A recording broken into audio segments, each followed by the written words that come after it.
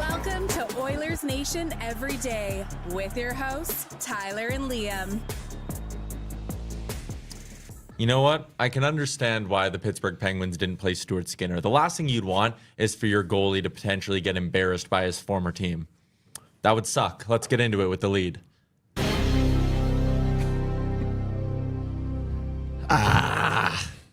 3 goals in, 37 seconds? First time in franchise history. Well. Records were set last night at Rogers Place. A historic night. 3 goals on 3 shots. We were entering Liko Koskinen territory. I never thought we'd get back there. Nope. I thought Liko was a man that would stand alone at the top of Mount Everest with stats like that. I thought we solved the goaltending. Wow. I'm just kidding. Welcome into Oilers Nation Everyday. We have taken the Sports Closet studio on the road to the beautiful Fairmont Jasper Park Lodge. Shout out to our friends at CHE Hockey, Tourism Jasper, and everybody else who makes this weekend, the annual Pond Hockey Tournament out on Lake Mildred, our favorite weekend of the year. Thank you to everyone who makes it possible. Also, our friends at Bet365. Download the app today. Use the promo code NATION. Whatever the moment, it's never ordinary at Bet365. Tyler and Liam with you. Live on location for the next hour plus. We're going to give you a show today. Tomorrow, we play, I think it's 10:15 and 12:45 are our 2 games. Okay. So we're going to try give you guys a live stream at some point in between games 1 and 2. But that's our plan for tomorrow. For today, we obviously have a game to break down. Not a fun one. And we also have Dave Pagnotta swinging by at 12:45. Going to wrap up our week with a little bit of insider talk with Mr. Pagnotta. Clapper is in. Your positions on the screen are switched and I'm feeling very confused. Do you know what I'm confused by? It looks like we're in a 2-box, but this is just one room. Look at that. Mind freak. Where's Chris Angel? Anyways. D. White, can Liam play hockey? With great difficulty. You're not on the team. No, but I can't play. Yeah. I can't play in this. This is way too high class for me. I know. Well, that's what makes Aaron's role in all of this interesting, because Aaron hasn't played hockey in a while, and he's on the team. We have 7 skaters. He's one of them. Team Oilers Nation this year is myself, Jay, BM, Charles, Reese, Rooster. The Roosters The on Rooster, the, Carter really? Hutton, and Aaron.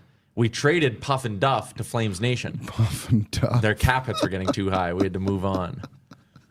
Who did Rooster switch out? I didn't think he was on the team. I didn't think he was either, but he's that's good. listed. I don't think I'm missing anybody. I think Rooster played Junior C or something like that. Yeah, he subbed for my beer league team. He's not bad. Okay, that's good.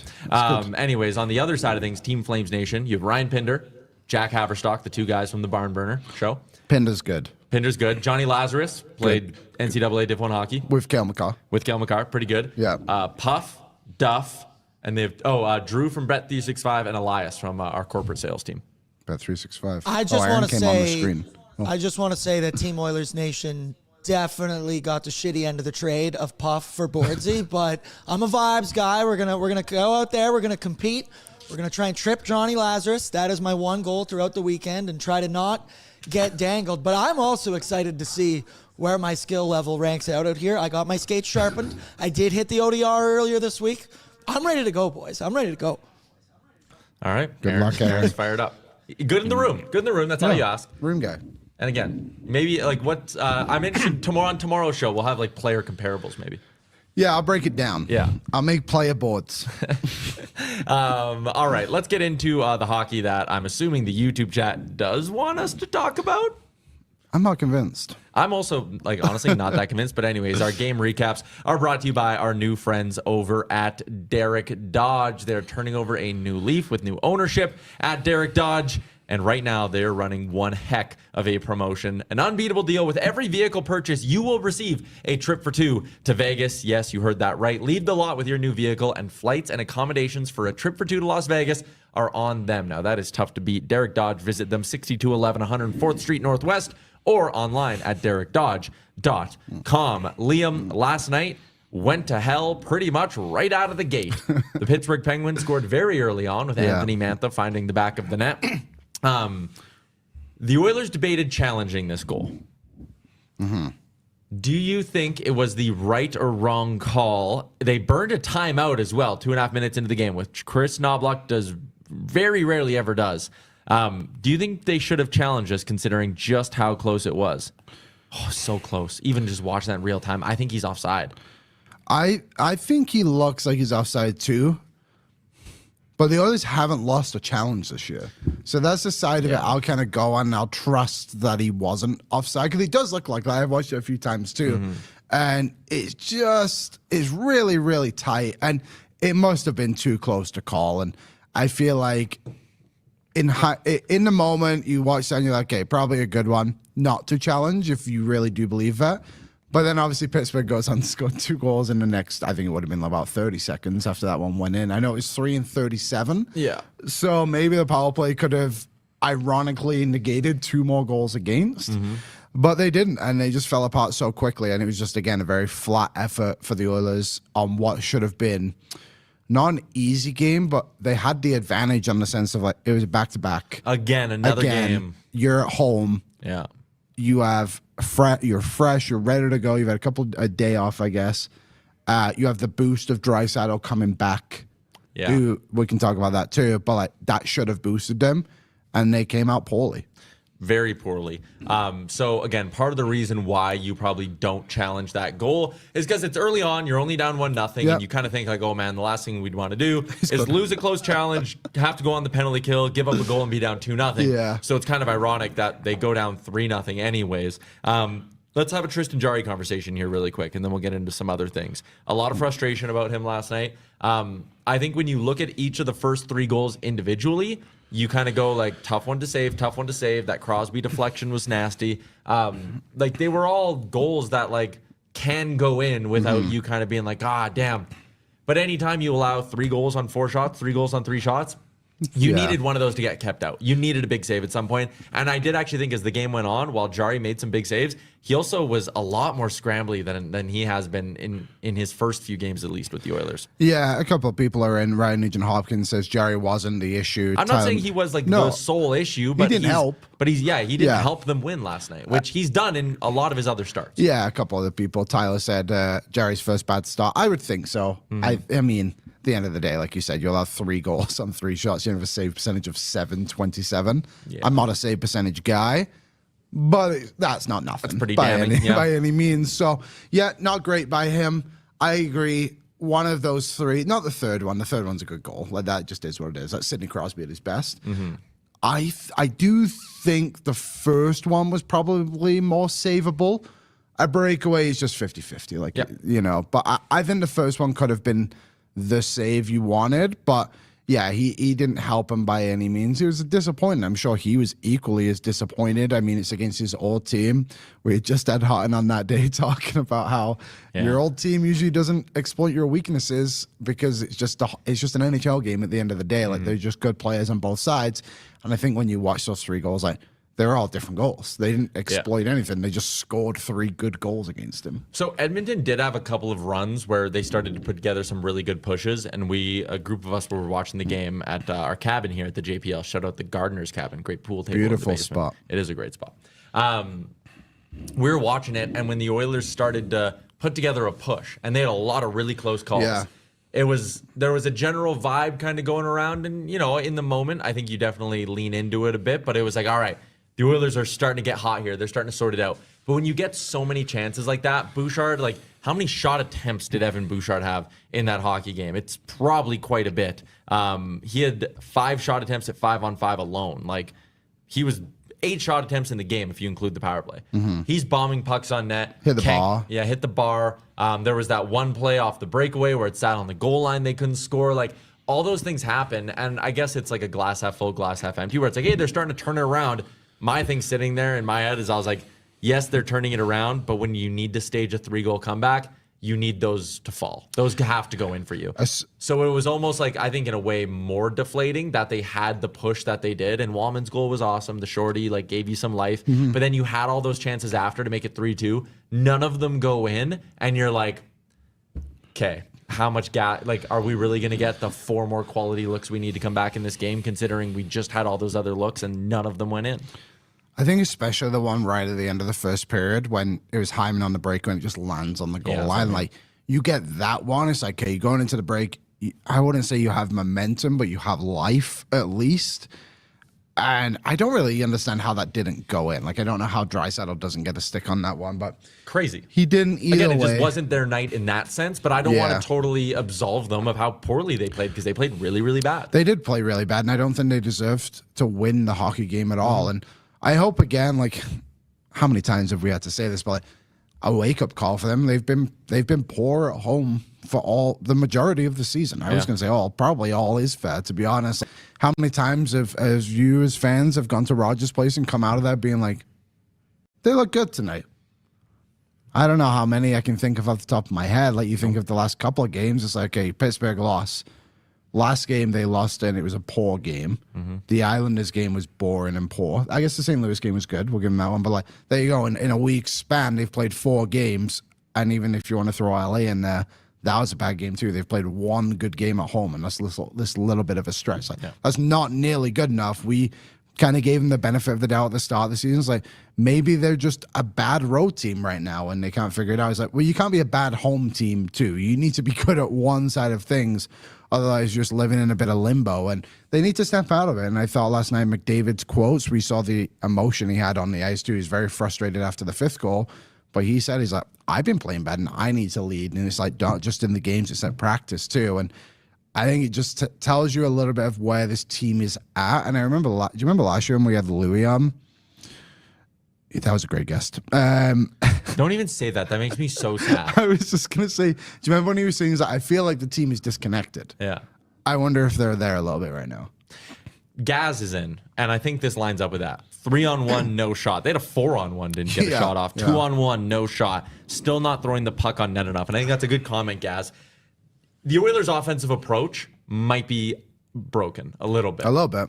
Like, throughout that game, I know Bouchard was hammering pucks on net. He still had opportunities where he wasn't ripping them. It's not like every time he got the puck, he was trying to throw it on net. Like, the Oilers are still way too much of a pass-first offense right now. Agreed. And when it's on, and we saw it on the weekend, when it's on, oh my God, is it on? They kill him. The other team honestly does not stand a chance. And I think when their offense is going, it also just plays into the defense way more. But let me throw you this. The Oilers maybe felt the need to have to play that all or nothing offensive style where it's like, I'm not just going to funnel pucks on net and hope we get the bounces. We need to try and make these precise passes because of the goaltending they were getting earlier in the year. And can they maybe get away with adapting a little bit here, going to more of a, hey, let's pour pucks on net and just trust that by the end of the night, if we have enough zone time, if we have enough pressure, if we are funneling pucks towards the net, 3 bounces will go our way. Yeah. And that should be good enough for us to win. And I know, again, on the heels of last night and giving up 6, this isn't the best time to be having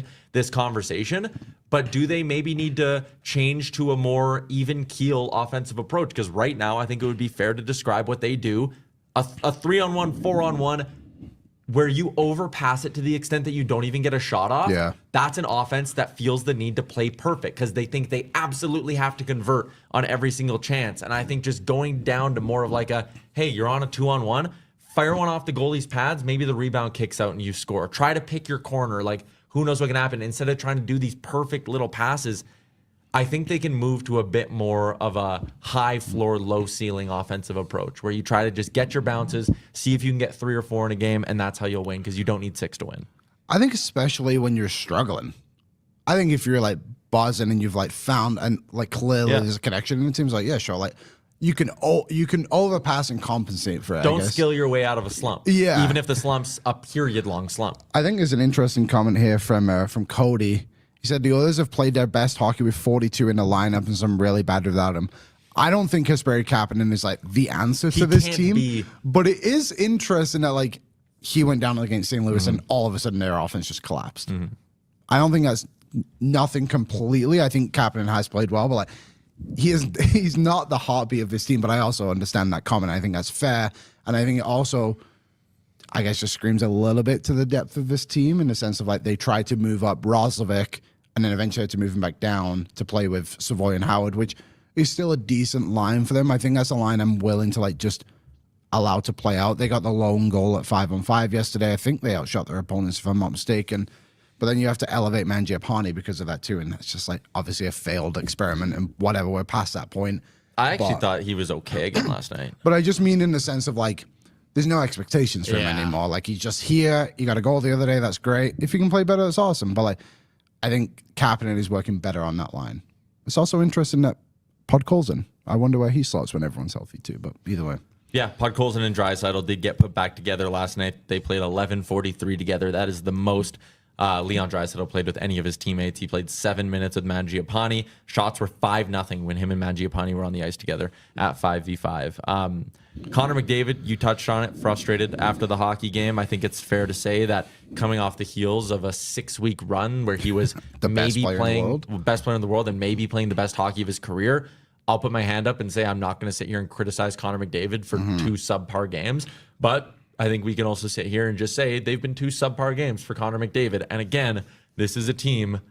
He's the heartbeat. He's the captain. Yeah. When he's running, and I'm not like putting anything unfair on him here. He said this himself. Yeah. He said after the game that when he gets going, it rubs off and it trickles down into the rest of the lineup. So he's obviously wearing a part of this. And again, knowing what we know about his psyche, he probably wears more of this than he needs to, right? It's probably bothering him more than it should. But that's another part of it, right? Connor's a little bit off, so you're missing out on a couple more quality scoring chances a game, and you get these 2 results that you do.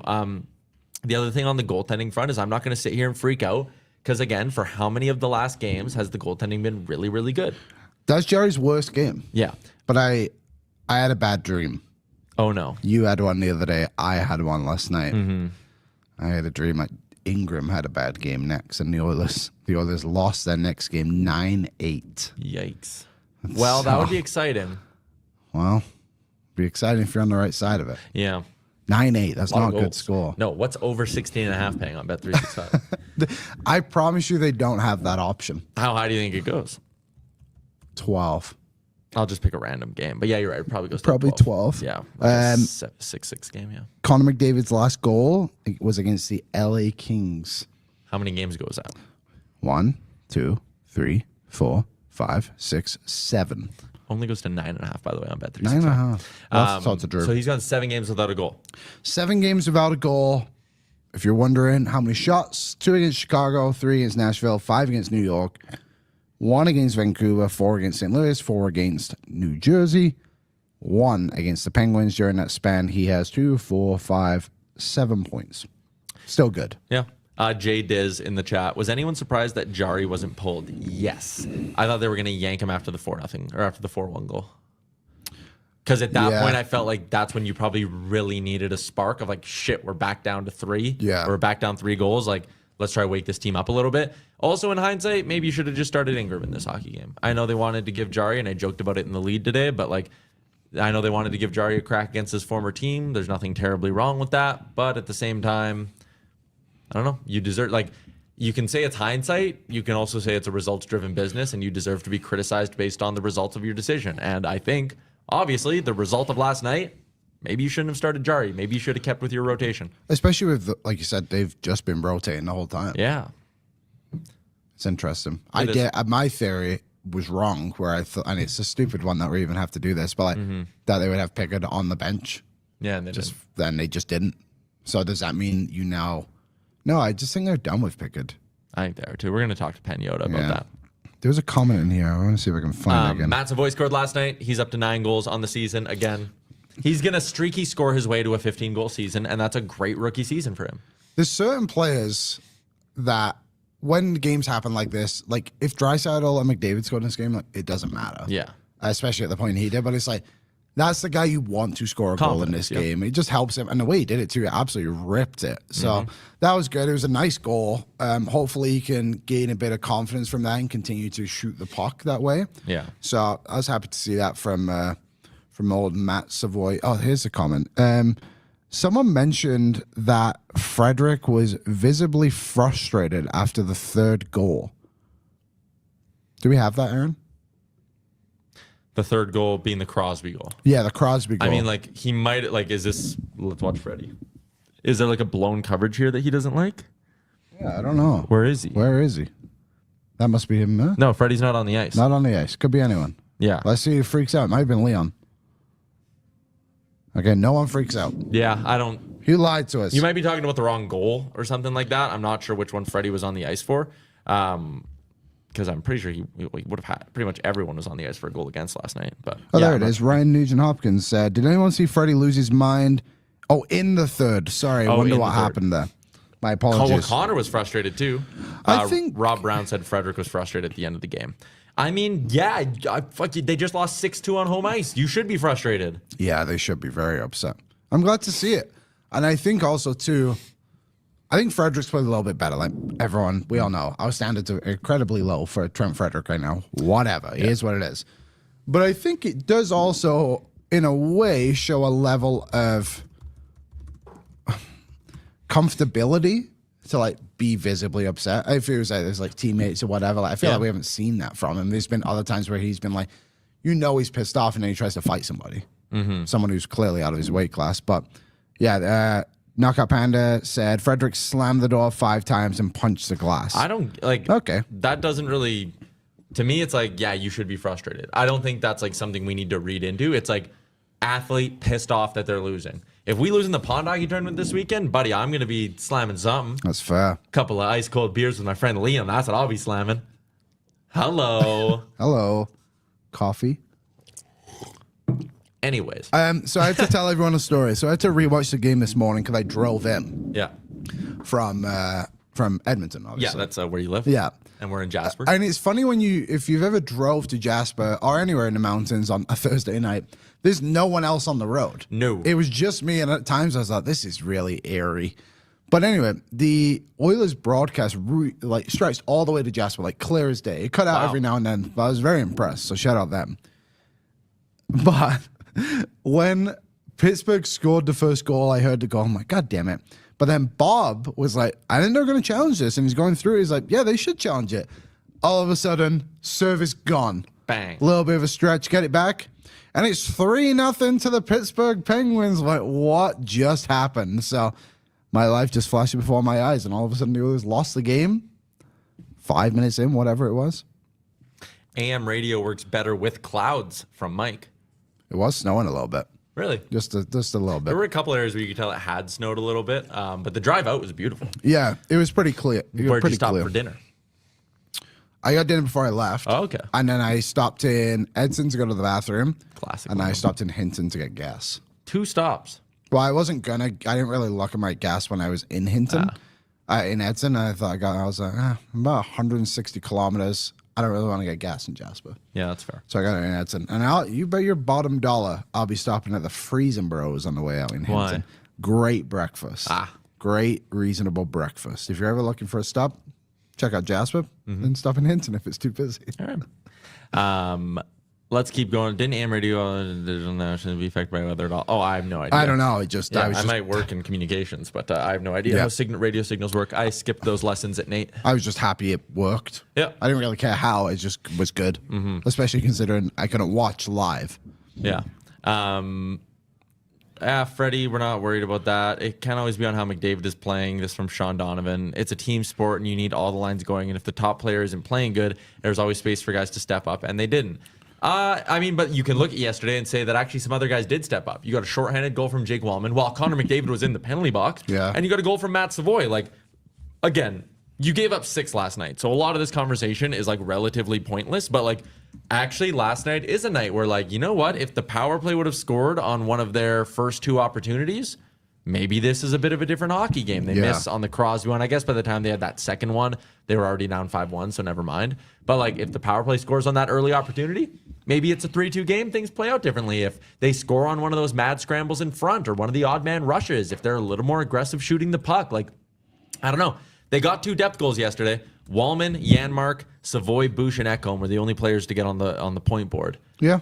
I think last night is a fair night to look. Again, if they would have lost 6-4 and Connor and Leon each had 3 points, then yeah, I wouldn't be sitting here being like, God, the Stars didn't deliver. But last night, again, in a vacuum, big picture, you're not worried about Connor. You're not worried about Leon. We had someone earlier say Leon's not driving offense well enough at 5-on-5.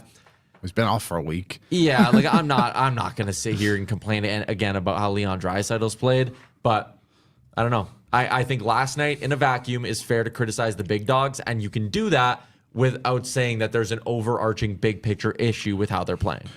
Evan Bouchard on the ice for 4 goals against. Matthias Ekholm, 3 against. McDavid, 2 against. Hyman, 2 against. Rozovic, 2 against. Nuge, 2 against.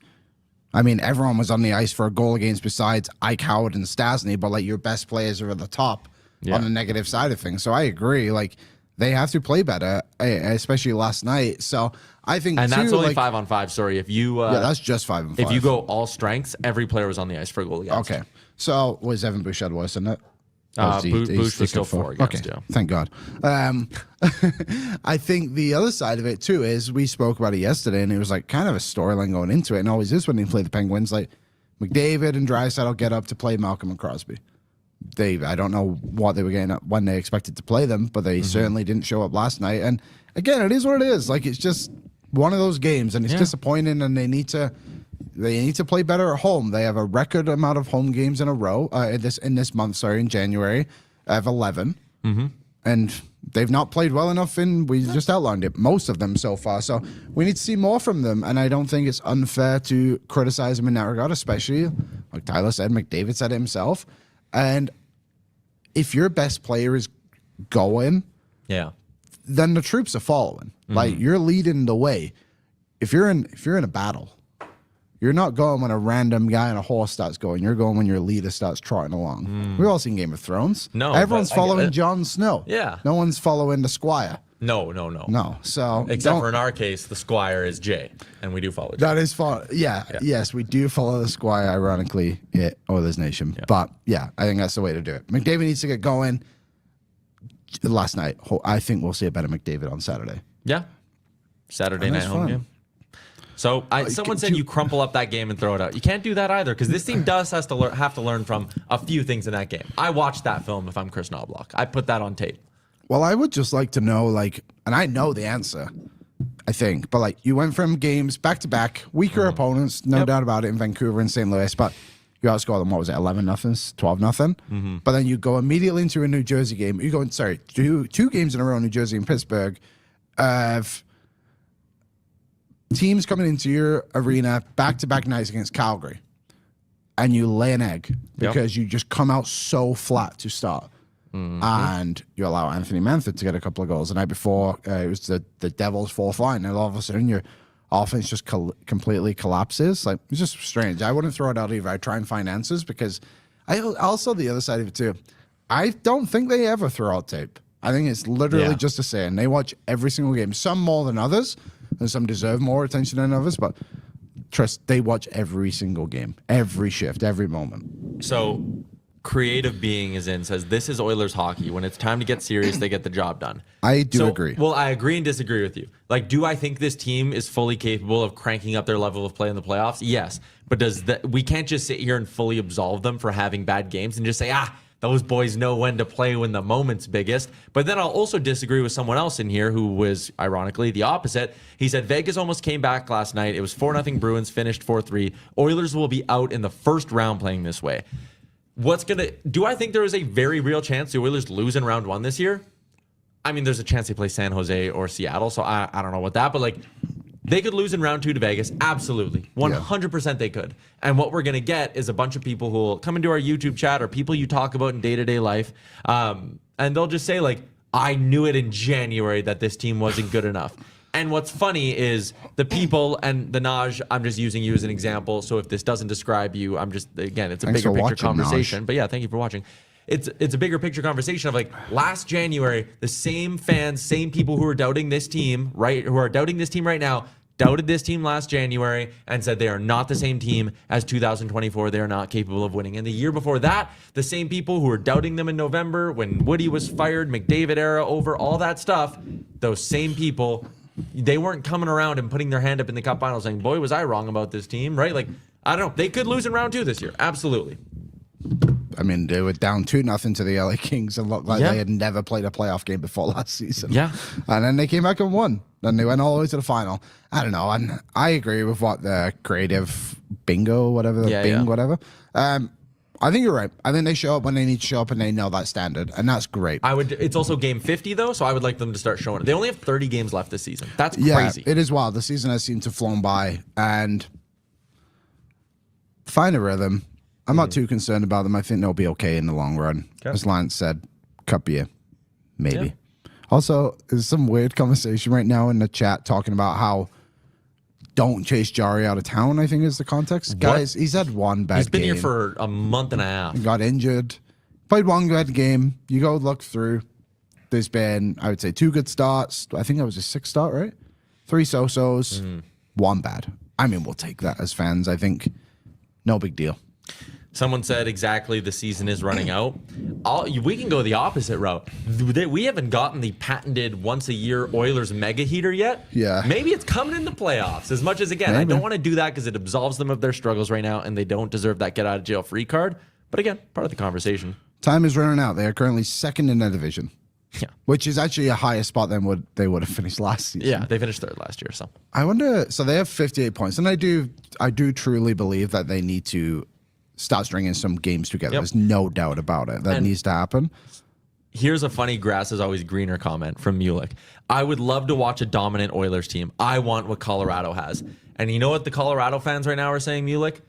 God, we're playing so good in the regular season again.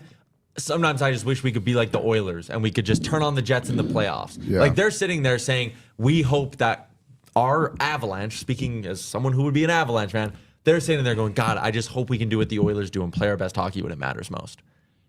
Again, you'd rather have what the Oilers have given you the last 2 years over any dominant regular season team, and that's obvious. But Super Wing is in. Changing my mind. You can't rely on Ingram for the playoffs. If Jarry gets injured, so you need to add another goal. I will say this to that Superman, Super Wing, whatever your name is. I think the average fan would also have doubted Calvin Pickard on all those games, and look what he was able to do. yeah, And you have 3 right now. yeah, so we've discredited Calvin Pickard in certain circumstances, and it's like a worry when you see him play because he's so different. But like, I don't know. I think Connor Ingram, like, you have to give him the opportunity. It's a weird game. Like sometimes you go into these, like, every single pundit said Jake Ottinger would end the Oilers' run last season. And Back-to-back years. And the season before. And then all of a sudden they knock him out twice, and they did it in 1 game less this past year. That first run to the Cup final, round 1, they beat the LA Kings. It was Cam Talbot and David Riddick, right? Yeah. And the Oilers got through that series, and everybody went, all right, well, round 2, you're getting this Canucks team who's coming off an emotional series win over Nashville. Like, look out. Okay, and the Oilers handled them. Took 7 games, but they beat them.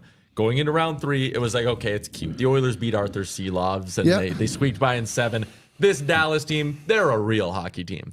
Jake Ottinger, he's a real number 1 goalie. We'll see what the Oilers beat him. And then you go to the next season. Round 1, they sneak past LA, and what does everyone say? All right, LA had their demons against you. Now it's Vegas. But it's Vegas now. This is a real Stanley Cup.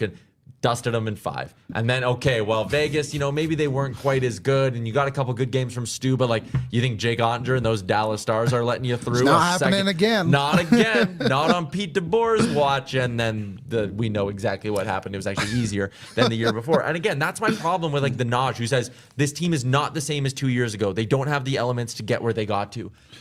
What are we talking about? They are quite literally the exact same roster. Yeah, I think if you just take out the names on some players, they have the same problems.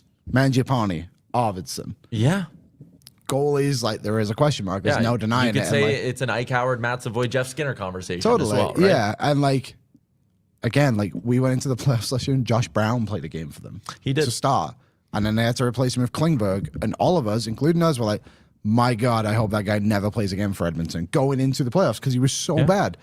And then Ekholm came back and they were like, damn, I wish they were playing Klingberg more. And it's just like these things work out. And I think Knobloch, his staff will have to wait and see. Obviously, it's the first time they'll go into the playoffs.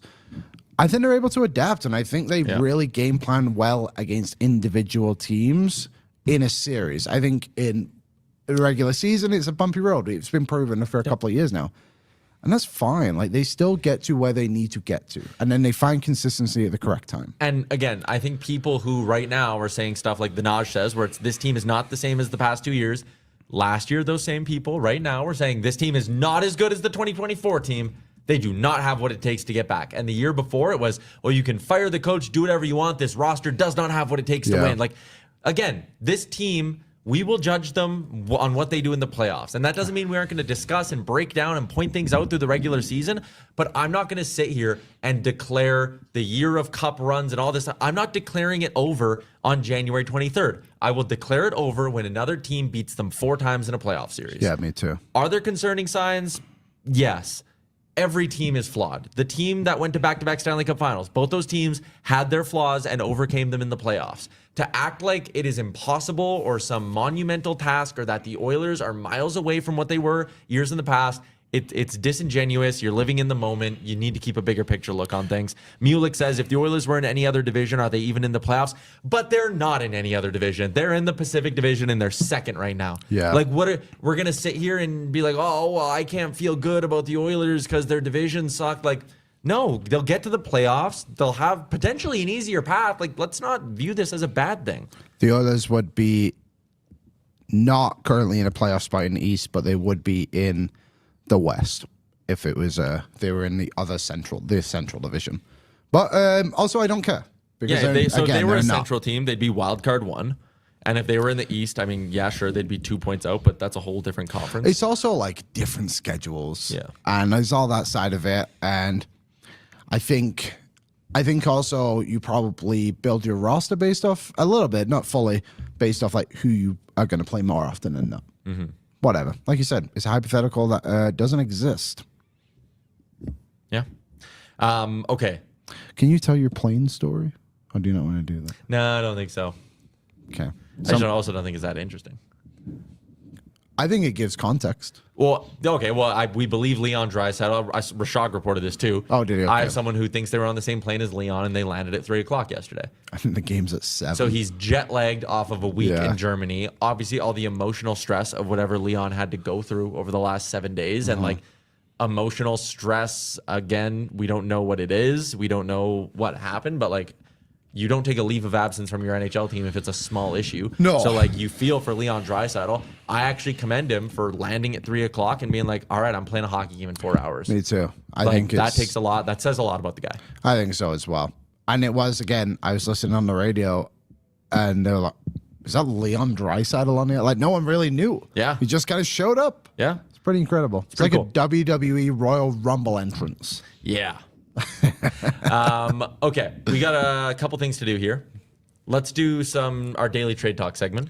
Yes. Which is brought to you by Hurley and Levelware, the cultural shift happening in golf. We all know golf is having a moment right now. This is a big, big golf show in the summer. That is what we love doing. How did virtual go on Wednesday night? Oh, terribly. Okay. But you had a good week the week before. I did. I. That's what I'll say. The bottom 3 scores are now. So we play 18 rounds. The bottom 3 get eliminated. Let's just say it won't be part of my top 15 scores this season. Okay. Yeah. That's fine. Anyways, you're seeing not just podcasters, but athletes from all walks of life are getting into golf, basketball players, hockey players, football players. A bunch of people are using it as their competitive outlet and a fun way to hang out. That is exactly where the Hurley and Levelware collaboration comes in. Hurley brings that laid-back board sports energy, and the collection pulls inspiration from Hawaiian and coastal prints. Their collection is live and available on Levelware's website. If you want to shop, go to levelware.com. Check out the polos, hoodies, hats, and casual wear as well. The Fairwaves collection with Hurley and Levelware. A new trade board up. Matt Larkin handles these at dailyfaceoff.com. He has the players put into tiers, and he has a lot of names that could potentially be available. Let's start. Tier 1 is obvious trade candidates. I don't think we need to spend time on Artemi Panarin. I'm literally going to go through the whole list with you. So giddy up. So how do you want me to handle this? I don't know. I'll just say if I think the Oilers can/should get them. Panarin probably can. Probably can't, but not totally out of the question. Mm-hmm. Dougie Hamilton, No I'm good. chance. Braden Shen, probably not. Probably not, but should. Keeping an eye on him. Ryan Hartman, you're personally not interested Personally in. not interested. Steven Stamkos, the Predators are 1 point out of a playoff spot. They might not trade him. And they can't afford the Oilers. Yeah. Well, if they can afford, it's too long of a contract. Boone Jenner, We're yes. all in. Ryan O'Reilly, We're all in. Justin Falk. I think I'm half in. I'm dipping my toes in the water. 6.5 is just untouchable. I'm checking the temperature. Jonathan Marchessault. I'm out. Too old, too long. If they were to keep 50%, I'd be tempted, but I don't think he'd even want to come here. Yeah. Blake Coleman, you're in. I'm in. I love Blake Coleman. Andre Palat, no. No way. Carson Soucy, 50% retained. 3.25 down to 1.6. I think I'm out, but I think the Oilers would have interest. Does that have 31 or 37? 31. Keeping an eye on him. We're checking the temperature. Pavel Minchikov. They don't need more young guys. No. I don't think he's a fit here. Brad Lambert, no. Summer, maybe. I would think about it in the summer. Reclamation project. Yeah, sure. Michael Bunting, left winger, $4.5 million cap hit. He was brought up yesterday on the show. I'm out. Okay. He could just be Mangiapane. Yeah. I think he might be better than Mangiapane, don't get me wrong, but like same, like, he wants to play blend. higher. Yeah. He's not going to. I worry that he comes here, has to play thirds and doesn't produce. Yeah. Evander Kane can't get salary retained. Okay. Be good for my mom's jersey. Andrew Mangiapane. I just don't think he'd be a fit here. I agree.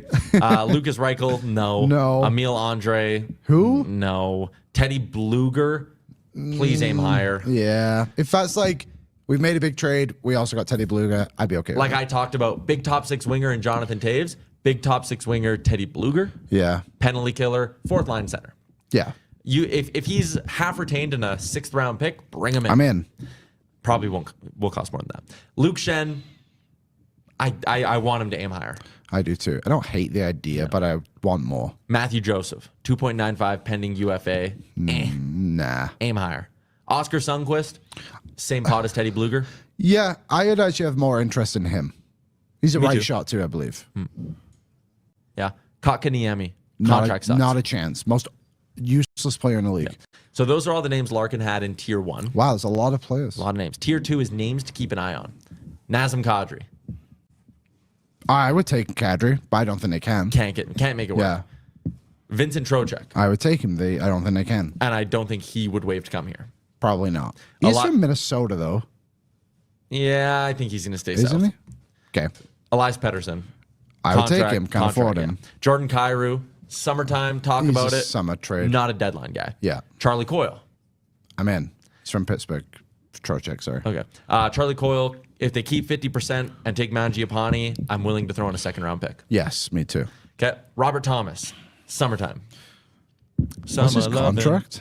8.125 through 2030-31. It's a summer one, but like if somehow, That's in some the- way you could do it before the deadline, Can't. but you can't. That's like you call Nashville first about Philip Forsberg, get an answer on Philip Forsberg, hang up, call St. Louis on Robert Ooh, Thomas. really? I go the other way. One of them's put up 90 points. One of them's 26. Win now, get the best player. Forsberg's the better player. He is better, but I think I would have more interest in Thomas. Shane Wright. They're using him to go get a Robert Thomas. They're not sending him to Yeah. Edmonton for a pick. I think Shane Wright is a perfectly good player. I know whatever happened to him at the draft is what happened. I just wonder if it goes wrong in Edmonton, is he a fit in the sense of like, is he going to come into the room and just like fall into line? Yeah. No, that's you know what I mean. Like I just worry about that. I think Will he's a good he player. accept the role in Edmonton? Yes. Or does he want to go somewhere where it's PP1 and he you're can revitalize his career, which is a fair thing for him to want to do. Are you relying on this guy to be your 3C as well? No. Like it's just not for me. JG Pajot, no. I don't think they're Montembeau, no. No. Nick Robertson is interesting, but again, for the role you'd have him playing, I don't think you get the production that allows him to thrive. Yeah, I agree. I wouldn't take him. Brandon Carlo, Nah, Ristolainen, not again. Ferraro, too expensive. Well, ask Johnny. Acquisition-wise, I think he's too expensive. Well, ask Johnny about him. Okay. Jared McCann, Yes. he's dream list. I'm glad he's on the list. Yeah. He's not that expensive either. $5 million. You can make it work this year. You really could. And you're it'd like, be hey, take great. Mangiapane. There's a little bit. And then you send down, like, I was thinking about this the other day because I was doing one of the, looking at some old trades. I can't remember who the player was, but you can throw Ty Emerson into a deal and find his replacement, like, not with ease, but like they're out there. Yeah. I saw that in like, if you have Mangiapane, Emerson in this scenario, that's like close to $5 million. And then you're asking Seattle in this case, but hey, can you keep 500,000? Is it 5.5 or 5? 5. Okay, so that's fine then. Whatever that money would be if it's You close. could do it just Mangiapane. If Seattle kept any money, you could do it. Definitely. That'd be. He's my number one. I know. They have to sell though, and they're in a Yeah, playoff and I spot. know he's a dream, but he's my number one. Tuck. I just don't think it's happening. I think he's Okay, re-signing. but they just signed Josh Doan. Yeah. Does that make you think that maybe that's not going as well? No, I think they want everybody. Well, they're in the playoffs. And that Doan deal's an awesome deal for them, for the Sabres. Yeah. Great. That trade is looking pretty good. Yeah. Jake DeBrusk, I worry about his 5-on-5 scoring. I'm starting to cool on that idea. I'm a little bit too. Unless Vancouver is just really hell-bent on getting the player out of there, and they're going to keep money and all. That's what I would think. If they kept some money and then it's like, hey, we have DeBrusk for $4 million for however long his contract is, like, that's fine. Yep. Connor Garland. Love the player, don't like the extension. Yeah, the extension sucks. Nick Foligno, I'm good. Just because even at 50%, he's 2.25. Yeah. Jonathan Quick, no. John Klingberg, we both like. Yep. If there was still double retention, I'd be all in. He'd be an Oiler. I at the start of the season, I gave my off-season grades on the first day, and I gave Seattle an A+. San Jose an A+, because they just signed. Everyone could be a pending UFA, and I think I wrote in there, I can't wait for Payton to wear his John Klingberg jersey after they double retain him and get him back. They will not be doing that. No. But maybe. Ryan Strome. No, thanks. Expensive. Matthias Michelli. He's probably just managing. Like, he comes here, has to play third line, won't produce. We'll be frustrated with him. Okay, couple more names. Oh, Logan Stanley and Simone Benoit. Stanley, we both like, but we both agree it's probably a little bit too. I'm in on Stanley if it's like a third-round pick. Yeah, it's got to be. Yeah. Even that, I'm like, let's spend our third-round pick on forwards. All right. There's also the potential of some blockbuster names in here. I'm just going to read these. Erik Karlsson, Morgan Riley, Jordan Binnington, Owen Power, Andrei Svechnikov, Brady Tkachuk, Alexi Lafreniere, Owen Tippett. You know, it's interesting.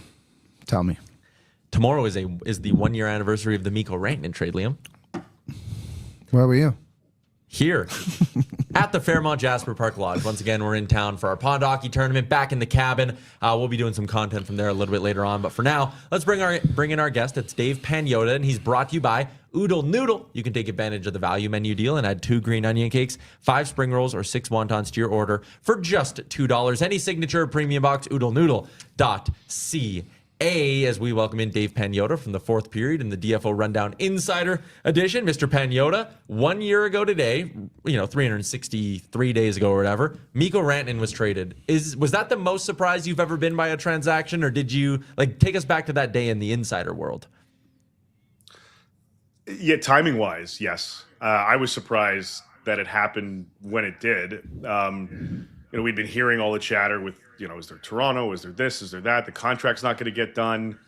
Other teams kicking tires, and then it happened. I'm not I thought there was a pathway to getting him signed in Colorado, before this all took effect. I figured they'd be able to get there, and maybe this is just posturing, trying to get the biggest deal you can. Maybe get somebody to significantly overpay, and then it went down. Like Toronto, Carolina asked after the Mitch Marner thing wasn't happening. They asked for Matt Nyes to be part of the deal. Leafs said no, and then a couple other teams were poking, and then Carolina coming in to the mix to pull it off. Really spice things up across the league, because now everyone's going, oh shit, we don't see this caliber of player getting moved this often. So let's see what the trickle effect is. And we had some decent deals, but nothing to that effect afterwards. No. The one name, I guess, that maybe falls, and I call them Rantanen-ish on DFO Live today, but is it fair to say Jason Robertson would be that guy? If we're going to get a stunner, and I'm sure you just heard me rattle off the names that Larkin had in there, like the Tkachuks and the Lafreniers and all of that. If we're going to get a crazy one, I feel like it's Dallas, right? They'll find some deal for Robertson where they can get another big name player in for him, and they'll just end the drama. Do you think I'm off on that front? What do you think? Honestly, I'd be surprised. Okay. If you're gunning for a Stanley Cup, and Dallas is, and they're going to add, and you don't have to deal Robertson now, just wait till the summer. The way that he's playing, a little USA chip on his shoulder, utilize that, go out there, kick some ass, and take some names, keep those receipts, and go out there and chase a Stanley Cup. I'd be a little bit surprised. I get it. If there's star quality going back who signed and whatnot, then maybe. But I don't see that now if I'm Jim Nill and the Dallas Stars. The name that I look at is Robert Thomas. Like that would be for me one that I'd be like, whoa, they're actually doing this. Now St. Louis is willing to listen, but you've got to blow them out of the water with a deal. He's got a no trade or no move, whatever it is, and he's got a hell of a lot of term. And they don't have to move him. They like him, obviously. They don't want to move him. But you've got to, this is a knock my socks off and then let's make this happen kind of deal. And then he's got to approve it because he's got the no trade as well. But that's where I would put Thomas in that category. Like there's no player Rantanen-esque on an expiring deal right now that flows that type of pattern. The Panarin stuff, interesting, because I think there might be an appetite for an extension, depending on environment. Might be the closest there, although to a different degree because he's older and whatnot, although he's on pace for 92 points. But Robertson would be, but I just don't see Dallas doing that. Not now. So obviously the Oilers don't have a lot of cap space to work with, and they're kind of waiting on the Mangiapane thing to play out. But like, are they gonna be able to take any kind of big swing when the deadline comes and goes, or are we just gonna be looking at it being like they got a third line center and a depth defenseman? I think they're gonna try to stretch a single into a double into a triple, like something like that. Okay. Because just cap wise, again, like we've talked about, unless they're getting creative all over again, I don't see it. I don't. Now, if somebody takes the full Mangiapane pop, which I mean, if they did, that would have happened already. But argument's sake, that happens. You free up 3.6 or even 3 million or whatever. Then different story, different ball game. There's now you've got an opportunity to take a bigger swing. But we'll see. And then, I mean, look, they can package him and add to it and try to get something back that fits what they're looking for. But again, it hasn't happened already. They've had the opportunity to go down that road. The other thing, too, is some of the players that I believe they've checked in on, or poked around on, some of them who are pending UFAs, their teams are waiting to see if they have a realistic shot at keeping them. And they're utilizing that Olympic gap in the schedule, Olympic break is the word I'm looking for. English is hard sometimes. To see if they can get some housekeeping done. Can we sign you? And if not, then all right, we've got some runway to make trades ahead of the deadline. They can still talk during and negotiate trades during the Olympic break, but you can't execute anything until the break gets lifted, and the roster freeze gets lifted. So I think some teams are utilizing that time period to get that idea or those ideas out of the way. We can sign you. Awesome. Let's figure this out. We can't, or we deal with it later. Well, we don't want to go in that direction. We don't want to lose out on an opportunity to get some assets here for you if you're not fully committed right now. And I think that's what the Oilers might wait on if nothing kind of transpires over these next 12 days. Just to follow up quickly, is it fair to say that so I'll just bear with me. We always do, buddy. Okay. The Vegas Here we Golden go. Knights obviously always take the big swing, and Oilers fans sit there and are like, the Oilers never do it. But if you actually look, it's like they always do it. Like they were trying, from what was reported, I believe, they were trying to get Rantanen last deadline, and he just didn't work out. And they were trying to get guys as some like Brock Besser, Stan Bowman's not just sat here satisfied with nothing, right? I know he just kind of walks through they kind of have to be a bit patient, but he wants to bring in the best player. They trade first-round picks every deadline. Yeah. And look, they're not afraid to take those swings. It's just, obviously Rantanen is a sexier name. Whoever else that those caliber players, it just hasn't worked in their favor. Not yet anyway. Did they have a Stankoven to move in this deal after the fact when Carolina swapped that out? Did they have a Marty Necas to move in the initial deal that they were willing to move? No. So when you're dealing with that caliber player, you've got to give to get. And you could take some swings by making different types of deals and dealing out prospects and dealing out picks and going from there. But for the other caliber players, they didn't have that centerpiece asset to incorporate into a deal to make that happen. So it's not like Stan Bowman's just sitting here going, if somebody calls me because I'm bored. Like, he's out there doing stuff and trying to figure things out. It just, we haven't seen that action. It's not that he's not trying. It's just the asset management pool or the asset pool itself is different than what some of the other teams are willing to part with.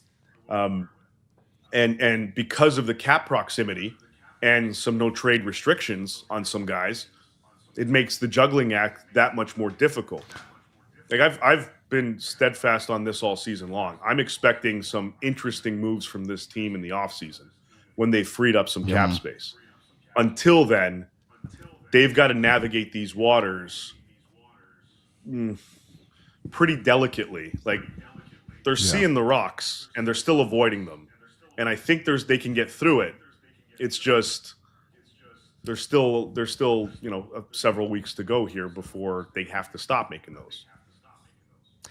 If you were to bow out early this year as the Oilers and you are, one, desperately trying to improve your team, trying to make a big splash, but also, maybe if you're Stan Bowman, there's a little bit like, all right, Connor's got 2 more years left. What can we do to keep him happy?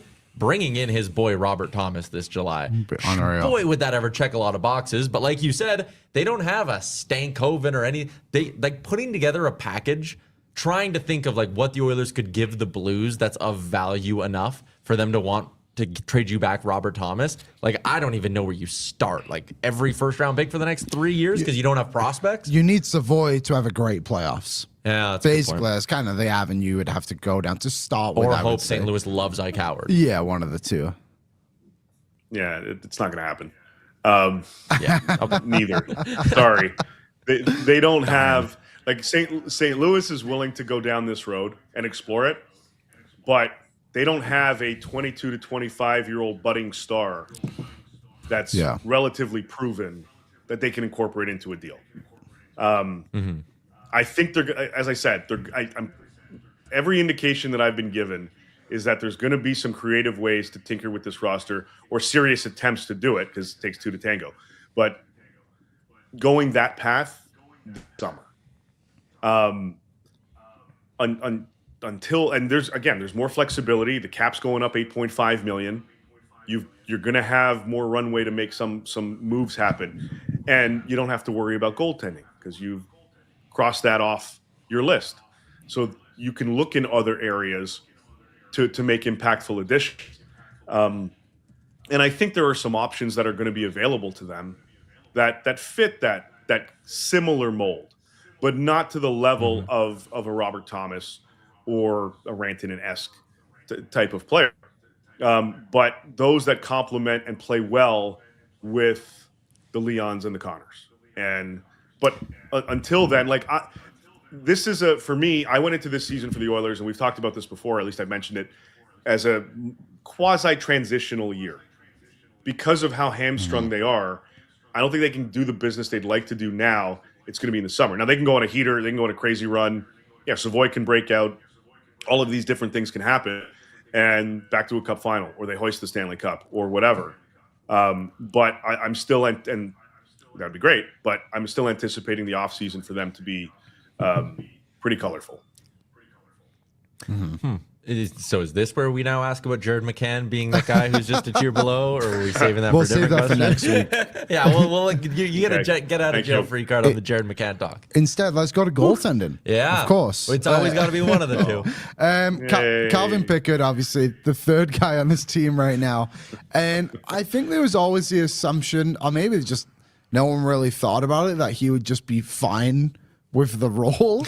I assume that. I'm like, he'll be happy to be here. Yeah, just, he's not. And then there was the quotes he had with Spector the other day where he basically just says, like, I'm pissed. Like, I'm not happy that I'm in this spot. Like, is there a part of all of this where it's just like he's just going because he becomes unhappy?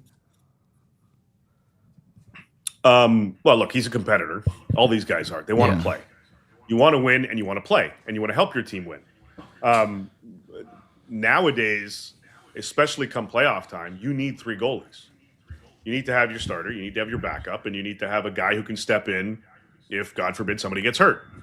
The Oilers are in a good position because they've got depth at that position right now. Sucks for him.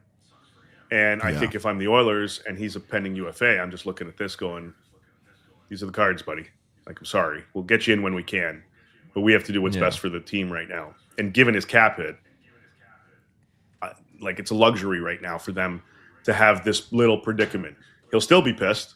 And I think, or at least I hope anyway, that they've relayed this message of how the goaltending situation is looking for this team. But I think, unfortunately for him, this is just what he's going to have to deal with between now and May, June, whenever the season ends for them. Mm-hmm. Do you have a question? I have one. I have a couple more. All you. Do you mind if I give you a homework assignment for next week? Is that okay? Yes. He has to say yes to that. Jeez. No, yes, I do mind. That's the joke I'm making. Can you let us know when Adam Henrique is going to be back? Because I want to know if the Oilers are going to have his cap space at the deadline. Liam's spidey senses are tingling on this one. I think he's out for a while. I have not dug on it, and I promise I will dig on it. So I will try to let you know. And if I know sooner, I'll give you guys a heads up. That'd be great. Beautiful. And to be fair, for the listeners, you did that last week when you couldn't remember that player's name, and it ended up being Logan Stanley. And then you texted us. Yes. We were still on the show. Yeah. So that was great. Yeah. Great teammate. Well, that was a brain fart on my end because we were talking about Shen and the Jets, and I don't know why I just totally forgot about him. But anyway. Niche player that our chat is obsessed with, Morgan Barron. They want to try and get him out of Winnipeg. I love working in a Canadian market because, fucking rights. We did 10 minutes yesterday on Morgan Barron. Who the hell is Morgan Barron? Yeah. Sure. I don't know what his fit is. Yeah. I don't know what it's like. I literally have to look it up, and that's no disrespect to him. I'm not overly familiar with what his financials are. The guys we convince will be the difference in the playoffs. Yeah, oh my god. Anyways, actually, Dave, there's one crucial place we have to go because this has to be the headline of the NHL today. Craig Berube. This is why I don't go to the gym. It's clearly a dangerous place. That is insane stuff going on with his face. Yeah. I don't know if it flipped. I think he was doing a chest workout, and the dumbbell just fell out of his hand and just cracked him right in the face. He's got the shiner. Oh, it's so gross. You could see that gash. That's aggressive. But I don't know if his hands were too sweaty or his arm gave out and just bam. But tough. That's a tough one. That's a tough one. But he's a grinder. He'll be out there. He'll be on the bench. Rasmus Anderson's supposed to make his Vegas debut. There's some guy that used to play for the Leafs that's playing tonight. I don't know. Yeah. Well, it's a Nicholas Waz game against Vegas. Yeah. I wonder if the Golden Knights fans in Toronto will boo Nicholas Waugh. No, it doesn't work the other way around. Nah, not so much. Not quite. I think it's a little different. All right, Dave, appreciate your time as always. Thank you for popping on to a segment we call Three Guys in Quarter Zips. Yeah, we got the memo. Nice. There we go.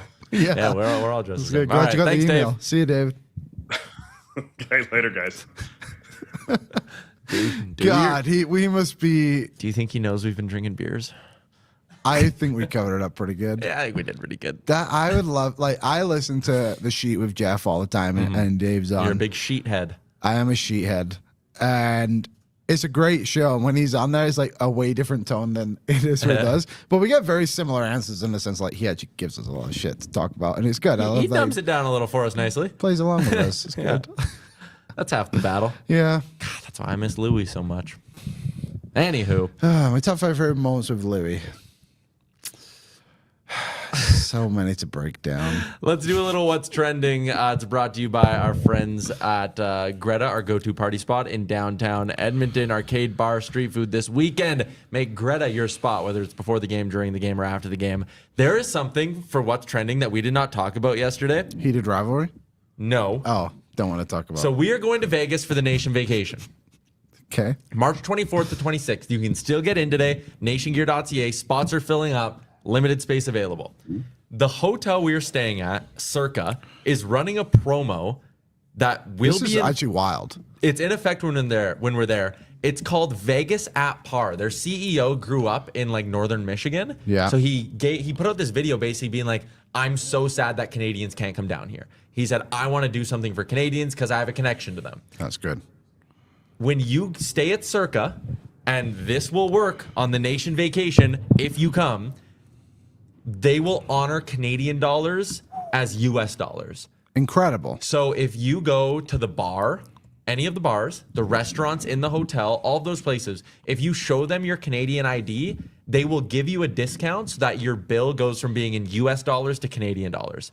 When you go to the slot cage for the first time, if you give them $500 in Canadian cash, they will give you a $500 US slot voucher. So your first $500 worth of gambling has no conversion on it. Incredible. Really crazy This stuff. literally- Let's actually like all these like businesses Yeah, like yeah. we want to give back. Like this is legit. Like you still want to come to Vegas. We're not going to give you this for free, but we're going to make it a little bit easier on Yeah. you when you get here. And it's like a really great gesture. And it also works for promotion of the nation vacation. Works for the promotion of the nation vacation. So there you go. Come on down with us. Your spot on the trip. Tickets to the game. Get your flights. Transportation to and from the airport. Also food and booze included at the hockey game as well. That's pretty valuable. And a 3-night stay at Circa. Full access to the stadium swim area. You get to hang out with us. We're going to be doing live shows from down there. And again, you'll get to take advantage of this awesome promo that Circa's running too. So Really it's great great. Their stuff. sportsbook there is sick too. That's right around March Madness. If you got a couple of buddies and you guys want to have a weekend together to escape the last little bit of winter, this is the spot to do it. Nationgear.ca. What else is trending? Craig Berube got hurt. Ryan Wedding got captured or surrendered actually today. If you don't know this story, go to Ryder and Lisa's interview with put a Jeff link. Nadeau. Yeah, put a link to it. This is crazy. Former Canadian Olympian 2002, I believe, Salt Lake. turns into one of the biggest drug moguls in the entire world. Crazy. He turned himself in, according to Jeff Nadeau, because he feared for his safety and thought he was going to get killed. But yeah, Ryan Wedding turns himself in. This from Fox News. FBI Director Kash Patel announces the capture of former Canadian Olympic snowboarder and FBI top 10 most wanted fugitive Ryan Wedding in Mexico. Here's the quote. I'm reading it without pre-reading it. Just to tell you how bad of a guy Ryan Wedding is, he went from an Olympic snowboarder to the largest narco trafficker in modern times. He's a modern-day El Chapo. He is a modern-day Pablo Escobar, and he thought he could just evade justice. Crazy. Turned himself in. The movies that eventually come out with this are going to be bananas. And I found the perfect casting. If You you've did. seen the movies Twilight, Twilight New Moon, Twilight the third one, don't remember what it's called, the Tarzan movie, The Legend of Hercules, you'll know Kellen Lutz. I think it's perfect. They I look think like each Ryan other. Wedding had a bit more hair than I remember. But maybe a younger Ryan Wedding is a perfect casting. Kellen Lutz, if you've seen his movies, they're all pretty bad, so I can't imagine this movie would turn out very well. But the casting looks good, and that's got to mean something. People like it. Lewis is in. Good call, Liam. All right. Liam watches the worst shit from West Side Shane. That's also fair. Could be true. The Buffalo Bills interviewed Phillip Rivers for their head coaching job today. Why? I don't know, man. They really just be doing side quests. They also interviewed Mike McDaniel, who just signed as the Chargers offensive coordinator like a week ago. Not even. And I believe he has a clause in his I'm very distracted. A clause in his contract that says if he gets a head coaching job, he can just go immediately. Yeah. Which Which is probably a clause that you would want. Dylan Holloway is hurt again. He's going back to St. Louis to get an MRI on his high ankle sprain. Too bad. That is something that will probably be a part of the narrative when we look back on that whole thing in 10 years is I don't think he's going to be able to stay healthy. Great player. Should be a good player at least. He had that really good season. I mean, I want Gunther Holloway to do well. Me too. I think his story's just cool. Like he's from the Okotoks Oilers, ends up on the Edmonton Oilers, goes to a Wisconsin team that is loaded with talent. Like Cole Caulfield was there. There's a bunch of other guys. That was a really good year for Wisconsin. And then goes St. Louis, has a great year, and then he's just banged up. Like, it's too bad. One other thing that is, I forgot we didn't ask Pagnotta about this. We did talk about Sweden's injuries yesterday.